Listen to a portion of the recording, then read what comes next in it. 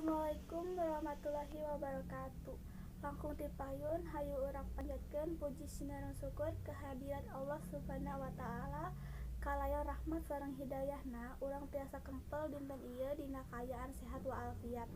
Shalawat sinaran salam urang curahkeun ka junjungan urang sadaya Nabi Muhammad sallallahu alaihi wasallam, ka para kulawargina, para sahabatna, tur dugi urang salaku umat anjeunna. Amin ya rabbal alamin. Bapa sinareng ibu guru kahormatan simkuring sareng rerencangan anu dipikasana. Nempakeun abdi Pera Sulistina ti kelas 11 IPS 3 bade ngadugikeun biantara perkawis pentingna pendidikan. Di zaman kiwari mah pendidikan teh penting pisan.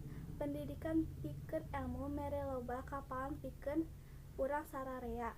Ku ayeuna pendidikan urang jadi bisa jeung ngarti. Pendidikan mangrupa rencana urang ka hadapan arek kumaha. Ku meunangna ilmu pendidikan urang bisa gampang neangan pagawean anu alus. Ku getol jeung rajin neangan ilmu tina pendidikan urang bisa jadi jalma anu sukses. Amin ya rabbal alamin. Hadirin sadayana, sakitu anu dipikahatur, hapunten anu kasuhun. Akhirul kalam wabillahi taufiq wal hidayah. Wassalamualaikum warahmatullahi wabarakatuh.